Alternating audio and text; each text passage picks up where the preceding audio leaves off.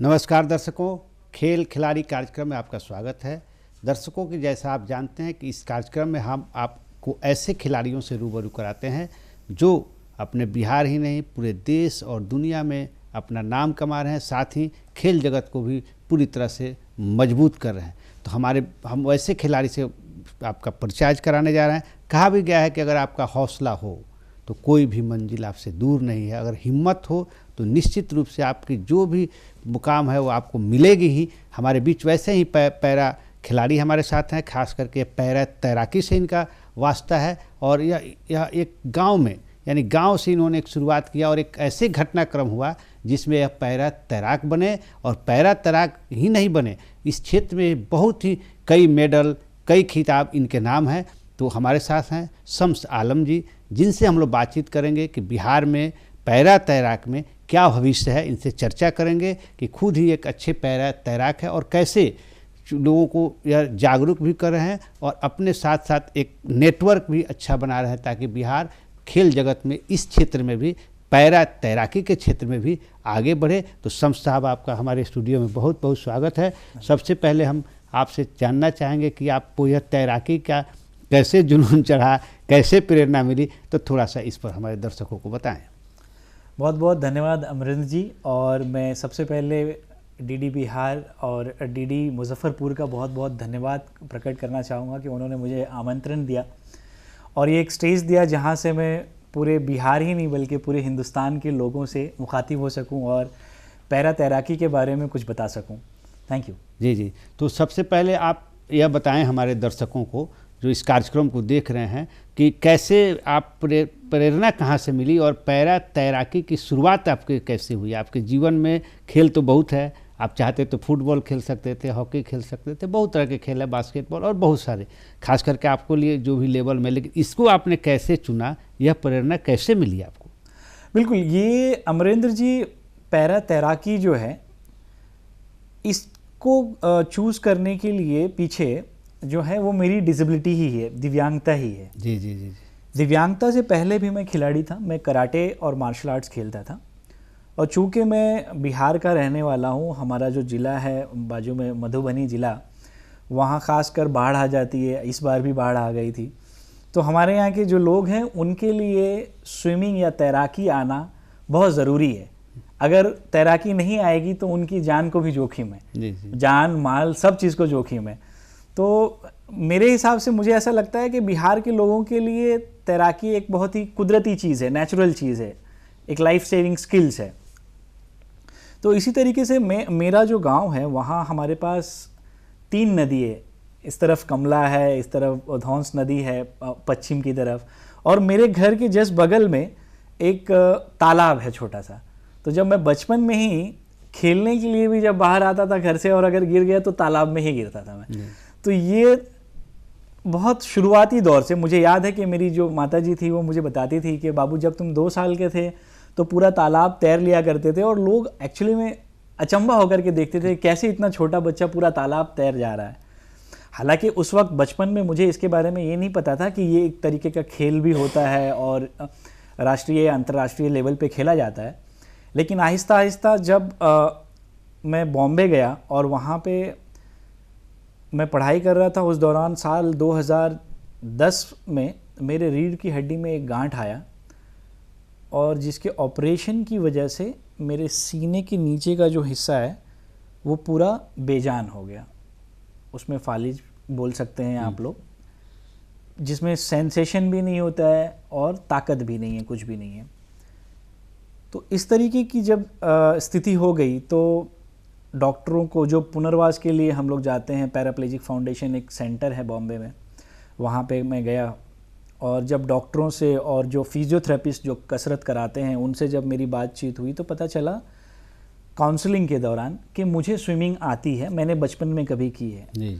और इस तरीके की जो बीमारी है उसके अंदर कोई दवा ख़ास काम करती नहीं है। जो कसरत होता है वही सबसे बेहतरीन होता है, वो आपको मेंटेन कर सकते हैं। तो जब पता चला कि स्विमिंग कर सकते हैं, और स्विमिंग एक ऐसी चीज़ है जिसमें पूरे बदन का कसरत होता है। अच्छा। उसमें आपके बॉडी के अंदर का सांस लेते हैं तो फेफड़ों का भी आपका जो है कसरत हो जाता है, और उस वक्त इस बीमारी की वजह से मुझे बहुत दिक्कत होती थी। तो एक्वा थेरेपी के स्टार्ट करने के हिसाब से ये शुरू हुआ और बाद में मुझे पता चला कि इसमें मैं पार्टिसिपेट भी कर सकता हूँ और अपने राज्य का और अपने देश का नाम रोशन कर सकता हूँ अंतर्राष्ट्रीय लेवल पे। तब जाकर के दिव्यांगता के बाद मैं पैरा स्विमिंग में आया और इस तरीके से पैरा स्विमिंग की शुरुआत हुई। जी, इस तरह से कहें कि एक माने तालाब और एक नदी से जो हमारे दिनचर्या में जो खास करके उत्तर बिहार के हम लोग हैं तो उसमें है, और वहाँ से एक तालाब और नदी से स्विमिंग पूल तक का आपने सफ़र किया, तो आपको वहाँ पर यह जानकारी मिली कि इसमें यह भी गेम हो सकता है। जी, तो यह जब पता चला उसके बाद फिर कैसे आप उस दिशा में बढ़े? तो ये तो आपको जानकारी मिली, चूँकि बीमारी था, बीमारी के बहाने आपको मिला कि नहीं, जो बचपन का हमारा शौक़ है वो हमारा कैरियर भी हो सकता है। तो फिर कैसे शुरुआत किया? बिल्कुल तिवारी जी, जब मुझे इसके बारे में पता चला तो चूँकि मैं बॉम्बे में रहता था और वहाँ पे दादर शिवाजी पार्क करके एक बहुत ही फेमस एरिया है जहाँ पे एक स्विमिंग पूल है।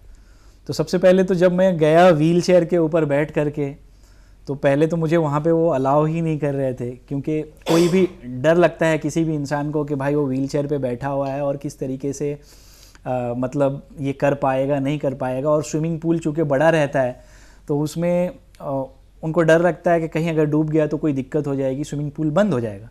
लेकिन चूँकि वहाँ पे मैंने उनको रिक्वेस्ट किया कि नहीं, आप मुझे एटलीस्ट एक बार करने दीजिए, और अगर मैं नहीं कर पाऊँगा तो मैं खुद ही नहीं आऊँगा, आप बेफिक्र रहिए।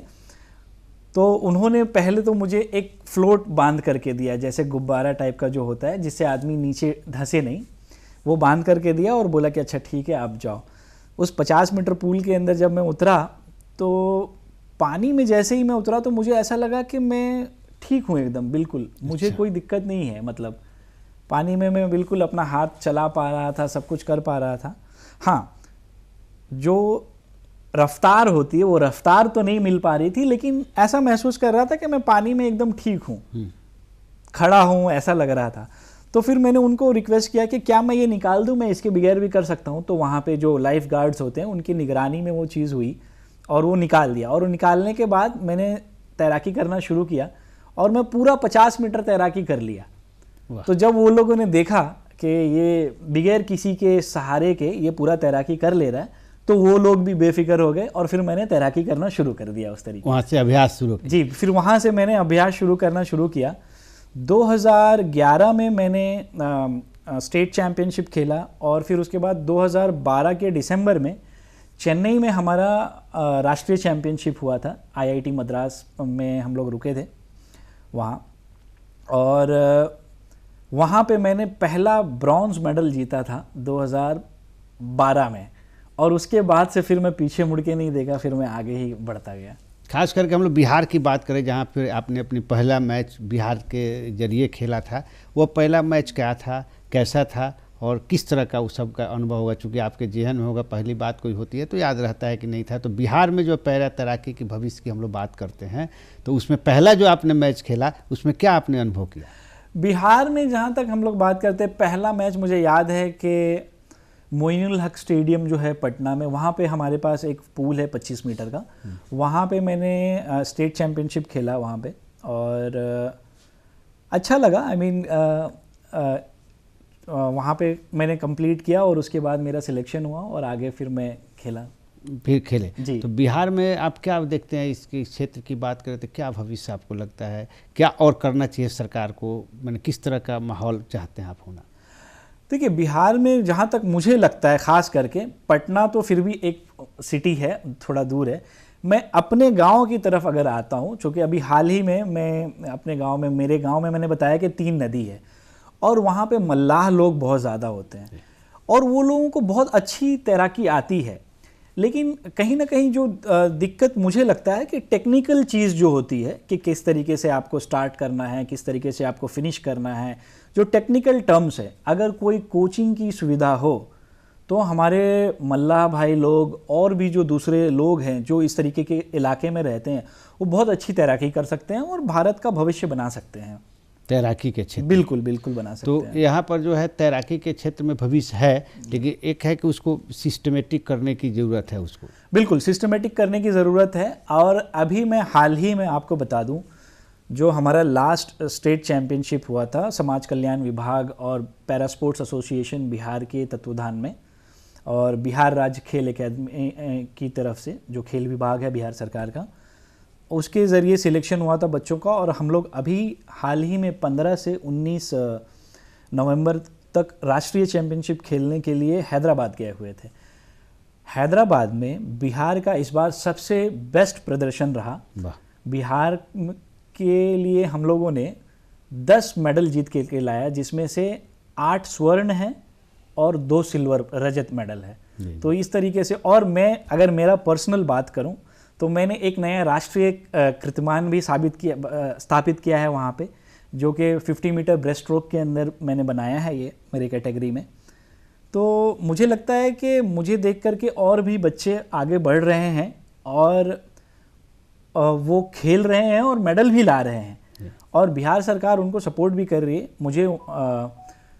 मैं ऐसी आशा करता हूं कि भविष्य में और भी स्विमिंग पूल खुलेगा। अभी हाल ही में हमारे यहाँ माननीय मुख्यमंत्री जी ने राजगीर में राजगीर स्पोर्ट्स कॉम्प्लेक्स जो बनाया है, वो बहुत ही आधुनिक स्पोर्ट्स कॉम्प्लेक्स है। उसके अंदर सब चीज़ की सुविधा है, स्विमिंग पूल भी है उसके अंदर। तो मुझे लगता है कि हमारे बिहार के बच्चों को वहाँ पे ट्रेनिंग मिलेगी और उससे काफ़ी फ़ायदा होगा। ये नई खेल नीति जो आई है उसमें क्या लगता है, जो सरकार एक खेल नीति नई लाई है? बिल्कुल, नई खेल नीति, जैसे कि मैंने आपको बताया कि मैं बहुत पहले से खेल रहा हूँ, उस वक्त इतनी ज़्यादा सहूलत नहीं थी खेल के मामले में, लेकिन अभी बहुत सारी सुविधाएं बिहार सरकार दे रही हैं अपने खिलाड़ियों को। मेडल लाओ नौकरी पाओ की भी स्कीम आई है, जिसमें आप मेडल अगर जीत के लाते हैं तो डायरेक्टली आपको जॉब भी मिल जाएगा। उसके अलावा खेल के लिए छात्रवृत्ति स्टार्ट किया गया है, और अगर कोई खिलाड़ी है जो अच्छा प्रदर्शन दे रहा है तो उसको छात्रवृत्ति भी मिलेगी और वो राष्ट्रीय और अंतर्राष्ट्रीय लेवल पे खेल सकते हैं और प्रैक्टिस कर सकते हैं। तो एक तो हुआ कि प्रैक्टिस कर सकते हैं। बिहार में कितने आपके पैरा तैराक हैं हमारे बिहार में? बिहार में इस बार अभी हम लोग गए हुए थे, 25 पैरा तैराक थे हम लोग, और वो तो सिलेक्शन कर करके मतलब कम हो जाते हैं। ऐसे तो 100 के ऊपर पैरा तैराक होंगे जो पार्टिसिपेट करते हैं। और मुझे लगता है कि अगर सिस्टमेटिक तरीके से अगर उनका कैंप लगाया जाए, कोचेज़ हो उनके लिए, तो और सबसे बड़ी जो दिक्कत होती है हम लोगों के लिए वो ये होती है कि ट्रैवल करना बहुत बड़ी दिक्कत है। क्योंकि अगर कोई व्हील चेयर पे है और उसको एक जगह से दूसरी जगह जाना है तो फिर उसके लिए एक्सेसिबल बस होना बहुत ज़रूरी है, या ट्रांसपोर्ट सिस्टम जो है वो एक्सेसिबल होना चाहिए। और वो अगर नहीं है, किसी को कार कर करके आना है प्राइवेटली, तो वो बहुत ज़्यादा खर्च होता है, आप समझ सकते हैं। जैसे कि मैं अभी मेरे गांव से यहाँ आया हूँ और अगर कार करके आया हूँ तो उसका एक अलग से खर्च देना पड़ता है, थोड़ा कॉस्टली है। जी कॉस्टली होता है। तो ये हर इंसान के लिए पॉसिबल नहीं है, लेकिन इसमें सरकार कर रही है। और अगर हर एक ज़िले में अगर इस तरीके का खेल का मैदान हो या स्विमिंग पूल की फैसिलिटी हो, तो मुझे लगता है कि बहुत ज़्यादा बच्चे आगे बढ़ेंगे और राष्ट्रीय और अंतर्राष्ट्रीय लेवल पे बहुत बड़ा नाम हो सकता है। आप राष्ट्रीय स्तर पर कहाँ मैच खेले, कोई जगह बताइए जहाँ पर आप गए हो खेलने के लिए? राष्ट्रीय स्तर पे तो मैं बहुत सारी जगह पे गया हूँ। अभी हाल ही में हैदराबाद खेल के आया हूँ, उससे पहले मैं गया हुआ था गोवा, उससे पहले ग्वालियर, उससे पहले गुवाहाटी, उससे पहले आई थिंक हम गए हुए थे बेंगलोर। तो इस तरीके की अलग अलग जगह टूर आपका लगा रहता है जगह। तो सबसे कोई ऐसा रोचक मैच जिसमें आपको लग रहा हो कि अब हम नहीं इसको पार कर सकते हैं, मेडल हमारे हाथ से छूट रहा हो, लेकिन आपने एक पहल किया और वह जीत गया, तो कुछ यादगार एक मैच थोड़ा सा हम दर्शकों को बताएं। यादगार, देखिए ऐसा मुझे लगता है कि मैंने ऐसा मुझे कहीं पे लगा नहीं कि मैं कहीं पे हार रहा हूँ और मैं इस तरीके का। लेकिन हाँ, मैं एक चीज़ बताना चाहूँगा कि पिछले साल 10 नवंबर 2024 को हमारे यहाँ गंगा नदी के अंदर पटना में 13 किलोमीटर की तैराकी होती है। अच्छा, नवंबर में आप समझ सकते हैं ठंडी रहती है और वो शीतकालीन तैराकी होती है। बिहार स्विमिंग एसोसिएशन उसको ऑर्गेनाइज करती है। तो वो तैराकी में मैंने मुकाबले में हिस्सा लिया और उसको मैंने कंप्लीट किया 13 किलोमीटर, जो कि दीघा से स्टार्ट होता है और इधर लॉ कॉलेज घाट पटना पे आके ख़त्म होता है। ये एक बड़ा ही चैलेंजिंग था, क्योंकि ये ओपन वाटर तैराकी है, गंगा नदी इतनी बड़ी है, उसके अंदर आपको कोई छोड़ का पता नहीं चलेगा। तो उसमें आपको तैराकी करना है। चूँकि मेरे नाम पे पहले भी बहुत सारे रिकॉर्ड थे, मैंने हिंद सागर, अरब सागर में भी तैराकी की है, लेकिन वहाँ पे मैंने पहले 2014 में 6 किलोमीटर की तैराकी की थी, जो अपने आप में लिम्का बुक ऑफ रिकॉर्ड में भी आया था, वर्ल्ड रिकॉर्ड एकेडमी में भी आया था। उसके बाद मैंने गोवा में 8 किलोमीटर की तैराकी की, जिसमें 5 किलोमीटर अगेंस्ट द टाइड था और 3 किलोमीटर पैरेलल टाइड था, जहाँ पे मुझे 4 घंटा 4 मिनट लगा उसको कंप्लीट करने में। ये जो गंगा वाला था। हाँ, नहीं, अब जब गंगा वाला जो है ये तो उससे भी बड़ा है, ये 13 किलोमीटर है। तो जब गंगा में मैं आया तो हालांकि मैं कॉन्फिडेंट था कि मैं कर लूँगा, और लेकिन डिस्टेंस ज़्यादा था, 13 किलोमीटर था, तो वो भी एक देखना था। और फिर मैंने शुरू की वो तैराकी, और वो तैराकी मैंने 2 घंटा 13 मिनट में कंप्लीट की वो तैराकी, और जो कि ऑफिशियली वर्ल्ड रिकॉर्ड एकेडमी में दर्ज भी है, और ये विश्व रिकॉर्ड है एक तरीके का पैराप्लेजिक स्विमर के ज़रिए। मैं विश्व में पहला ऐसा स्विमर है जिसने इतना लंबा तैराकी किया है इस तरीके की अवस्था में। तो यह एक यादगार रहा आपका? बिल्कुल, ये एक बहुत ही यादगार पल है, क्योंकि खासकर मैं बहुत सारी जगह, मैंने देश विदेश अलग अलग जगहों पे खेला है और स्विमिंग की है, लेकिन बिहार के अंदर आकर के, और चूँकि मैं चाहता था, मैंने एक अवेयरनेस प्रोग्राम भी किया था कि मैं चाहता हूँ कि बिहार की जो नदियाँ हैं वो क्लीन रहें, वो साफ़ रहें, ताकि लोग इससे फ़ायदा उनको मिले। तो उस चीज़ को लेकर के मैंने एक अवेयरनेस के हिसाब से भी वो प्रोग्राम मैंने किया था। एक जो हमारे इस कार्यक्रम को जो हमारे दर्शक देख रहे हैं, आपसे बातें हमारी हो रही है, तो नए जो लोग तैराकी के क्षेत्र में आना चाहते हैं, आपके जैसे जो भी हमारे दिव्यांग भाई बंधु हैं, तो उनको कैसे इससे जुड़ा जाए, इसके लिए क्या करना होता है, कौन सा ऐसा मंच है, किस तरह से हम वहाँ तक पहुँचे जहाँ तक आप पहुँचे हैं, चूँकि यह एक थोड़ा बता दीजिए ताकि लोग जानें। बिल्कुल अमरिंदर जी, पैरा स्पोर्ट्स के अंदर चाहे वो कोई भी खेल हो, स्विमिंग हो, एथलेटिक्स हो, बैडमिंटन हो, सारी चीज़ें आती हैं। जो ओलंपिक में हैं वो सारे खेल पैरालंपिक्स में हैं। तो आपका जो स्तर है वो दोनों बराबर है, और ये कार्यक्रम होता भी इसी तरीके से है। जैसे आपने देखा होगा कि 2024 का पेरिस पैरालंपिक गेम्स जो हुआ, जहाँ पे ओलंपिक गेम हुआ वहीं पे कुछ दिनों के बाद, 10 से 15 दिन के बाद पैरालंपिक गेम्स भी होता है। तो एक समानता है, कोई भेदभाव नहीं है। अब हम अगर आते हैं बिहार में, तो हमारे पास बिहार में पैरा स्पोर्ट्स एसोसिएशन बिहार है, जो कि एक रजिस्टर्ड बॉडी है, इस चीज़ का संचालन करती है। और बिहार सरकार के तत्वाधान में बिहार राज्य खेल एकेडमी है, जो इन सारी चीज़ों को मॉनिटर करती है। तो पटना में इनका ऑफिस है, और अलग अलग ज़िले में भी खेल इकाई हैं इनकी। खास करके लोग अगर आजकल सोशल मीडिया का ज़माना है, सोशल मीडिया से मुझसे बहुत सारे लोग अलग अलग जगहों से जुड़ते हैं। शम्स आलम के नाम से मैं अवेलेबल हूँ हर एक चीज़ पे, फेसबुक, इंस्टाग्राम, ट्विटर पे, और लोग मुझसे पूछते हैं और मैं उनको बताता भी हूँ कि उनको क्या करना है। ओवरऑल अगर आपको बिहार के अंदर पैरा स्पोर्ट्स के अंदर अगर आपको रुचि है और अगर आप जानकारी चाहते हैं, तो बिहार पैरा स्पोर्ट्स एसोसिएशन की वेबसाइट है, आप उस पर जा सकते हैं। उनके जो सेक्रेटरी हैं संदीप कुमार जी, वो आपको गाइड करेंगे, और अगर कोई दिक्कत हो तो मैं भी आपको बेफिक्र कभी भी गाइड कर सकता हूँ। जी, कोई दिक्कत नहीं है। ऐसे तो है कि सरकार की तरफ से सारी सुविधाएं मिल रही है और आपको अवसर भी दिया जा रहा है, तो इसमें भविष्य है। लेकिन आप जो यह कर रहे हैं, इसमें आपके परिवार का कितना सहयोग है? चूँकि आप इतने मुकाम जो है, कहीं ना कहीं किसी भी कोई मुकाम पाने में घर परिवार का सहयोग रहता है, तो वह किस तरह से सहयोग मिल रहा है आपको आगे बढ़ाने में सरकार के साथ? परिवार का कितना साथ? बिल्कुल, परिवार का इसमें बहुत साथ है। और मैं देखिए, मेरी ज़िंदगी में मैं पहले से भी मैं खिलाड़ी रहा हूँ, मेरी दिव्यांगता से पहले भी। जब मैं 24 साल का हुआ, मैं मैकेनिकल इंजीनियरिंग जब मैंने कंप्लीट करने ही वाला था, लास्ट सेमेस्टर में था, तब इस तरीके की दिव्यांगता मेरे पास हुई, और जिसकी वजह से मेरी पूरी ज़िंदगी उथल पुथल हो गई। आप समझ सकते हैं कि गांव का लड़का जा कर के पढ़ाई कर रहा है, तो उससे उसके माता पिता, उसके भाई बहन और आस पड़ोस के लोगों को भी उम्मीदें होती हैं कि ये कुछ बेहतर करेगा, और अचानक से अगर उसकी ज़िंदगी रुक जाए, थम जाए एक हिसाब से, तो आप समझ सकते हैं कि वो कितना दुखी होगा या कितना नर्वस हो सकता है। उस वक्त मुझे याद है 2010 में मैं कराटे का नेशनल चैम्पियन था और मैं एशियन गेम्स के लिए क्वालिफाई किया था और कैंप में मैं जाने वाला था, लेकिन इस बीमारी की वजह से मैं वहाँ नहीं जा पाया। और मैं बिल्कुल, किसी भी खिलाड़ी के लिए एशियन गेम्स एक बहुत बड़ा मंच होता है, वो अपनी पूरी ज़िंदगी मेहनत करता है कि हम वहाँ पे जाएं और अपने देश का प्रतिनिधित्व करें, अपने देश का झंडा आगे फहराएं।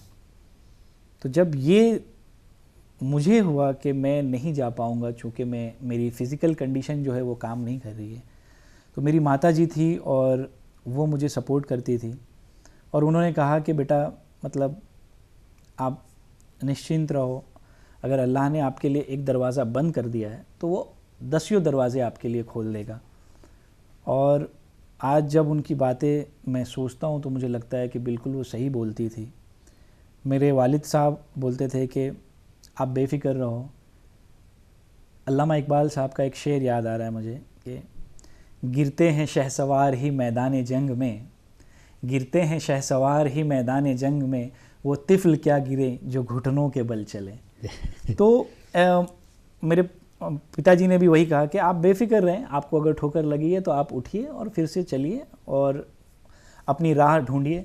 और मुझे लगता है कि एक खिलाड़ी कभी शांत नहीं बैठ सकता है, और वही चीज़ हुई कि जो चिराग, जो सपना मैंने देखा था और वो दिव्यांगता की वजह से जो धीमा हो गया था, पैरा स्पोर्ट्स की वजह से फिर से वो उजागर हुआ। और 2018 में मैंने भारत को, जो मेरा सपना 2010 में मुकम्मल नहीं हो पाया, 2018 में मैंने एशियन पैरा गेम्स जकार्ता में भारत का प्रतिनिधित्व किया और मैं बिहार से और पूरे भारत से पहला खिलाड़ी बना जो अपनी कैटेगरी में भारत का नाम रोशन किया वहाँ पे। जी जी, ये आपकी दिनचर्या क्या होती है, आपका कैसे रूटीन आपका रहता है प्रतिदिन का? बिल्कुल, तो मैं अभी फ़िलहाल जो प्रैक्टिस करता हूँ, हम लोग sports authority of India Gandhinagar Gujarat में ये सेंटर है जो कि पैरा स्पोर्ट्स का सेंटर है, और वहाँ पे हम लोगों का पूरा शेड्यूल होता है। जिस तरीके से एक आम खिलाड़ी प्रैक्टिस करते हैं, सुबह में मॉर्निंग में 3 घंटा हम लोग स्विमिंग पूल पे करते हैं, फिर उसके बाद हमारा जिम का जो स्ट्रेंथ एंड कंडीशनिंग का सेशन होता है, फिर उसके बाद हमारा क्या कहते हैं साइकोलॉजिकल ट्रेनिंग होता है, बहुत सारी चीज़ें होती है, मेडिटेशन होता है, योगा का पार्ट रहता है उसमें। तो इस तरीके की चीज़ें हम लोगों की शेड्यूल रहती है। और इस प्रतिदिन कितना देर सुबह शाम चलता है? 3-3 घंटे। गांव में जब आ जाते हैं तो फिर यहाँ कैसे करते हैं उसको? गांव में स्विमिंग तो नहीं हो पाती है, हाँ। हालांकि मैं अभी हाल ही में, जो मैंने बताया आपको शुरू में कि मेरे घर के बाजू में एक पोखर है, कोशिश कर रहे हैं उस पोखर में मैं इस बार एक दिन स्विमिंग किया। हालांकि पानी बहुत ख़राब है उसका, जिसकी वजह से मुझे लगा नहीं कि दोबारा जाना चाहिए। मैं उम्मीद करता हूं कि मैं ये एक रिक्वेस्ट करता हूं आप लोगों से भी कि आपके यहाँ अगर पोखर है या इस तरीके की कोई चीज़ है तो उसको साफ़ सुथरा रखें। इसलिए नहीं, पर्यावरण के दृष्टिकोण, हाँ, पर्यावरण के दृष्टिकोण से भी साफ़ सुथरा रखें ताकि उससे आपको मच्छर ना हो, किसी को मलेरिया ना हो।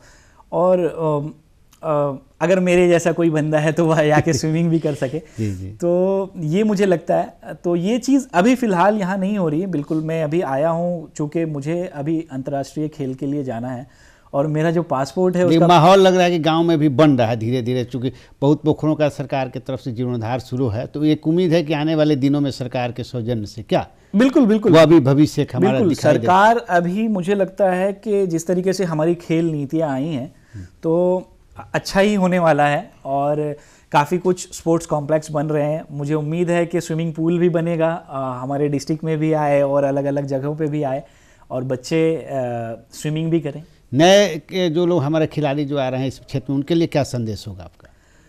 मेरे नए जितने भी खिलाड़ी हैं मैं उनसे यही कहना चाहूँगा कि आपका भविष्य बहुत उज्जवल है। वो दिन गए जब लोग कहते थे कि सिर्फ हरियाणा या फिर अलग अलग राज्यों में ही मेडल या नौकरी मिलती है। अब आपको यहाँ पे भी नौकरी मिलेगी, पैसा भी मिलेगा, खेल सम्मान होता है, राशि भी मिलती है, कोचेस को भी मिलता है पैसा, प्रोत्साहन, जो खेल एकेडमी है या फेडरेशन है उनको भी पैसा मिल रहा है। तो मुझे लगता है कि ओवरऑल बिहार भी आगे प्रगति की तरफ बढ़ रहा है और बिल्कुल बहुत अच्छा होने वाला है आने वाले वक्त में। मैंने युवाओं के लिए बहुत अच्छा होने बिल्कुल बिल्कुल बहुत अच्छा होने वाला है। तो आप भी कई युवाओं को जोड़े हैं क्या अपने नेटवर्क से, जिनको आप प्रैक्टिस करा रहे हो या जिनके साथ आप प्रैक्टिस कर रहे हो? बिल्कुल, ऐसे बहुत सारे लोग हैं मुझसे जुड़े हुए हैं और उनको मैं बताता भी हूँ और वो प्रैक्टिस भी करते हैं। अच्छा से प्रैक्टिस करते हैं। जी। और उसका मैंने जब आप आए थे उसके बाद में क्या स्ट्रेंथ है, बढ़ रही है संख्या प्रतिदिन? बिल्कुल बढ़ती जा रही है। मुझे याद है जब मैं पहले करता था तब मैं अकेला जाता था खेलने के लिए। इस बार हम लोग 25 लोग गए हैं, तो 1 से 25 तो बिल्कुल हुआ है जी। तो दर्शकों, जैसा कि देखें कि शम्स आलम जी एक दिव्यांगता होने के बाद भी उस दिव्यांगता को एक अवसर में बदले, और ख़ास करके बिहार की बात करें तो बिहार में पैरा तैराकी का बहुत ही बेहतर भविष्य है। अगर जो भी हमारे भाई इसके कार्यक्रम को देख रहे हैं, निश्चित रूप से इस गेम से जुड़िए, और बिहार सरकार ने जैसा इन्होंने बताओ, मेडल लाओ नौकरी पाओ। अब यह तैराकी सिर्फ शौक ही नहीं रह गया है, तैराकी करके आप अपना कैरियर बना सकते हैं, यह खेल है। इस बात को उन्होंने बताया। हम समझते हैं कि जो भी इस कार्यक्रम को हमारे जो दर्शक देख रहे हों, उनको निश्चित रूप से इस खेल से जुड़ेंगे, अपना भविष्य बनाएंगे। धन्यवाद दर्शकों, धन्यवाद। धन्यवाद।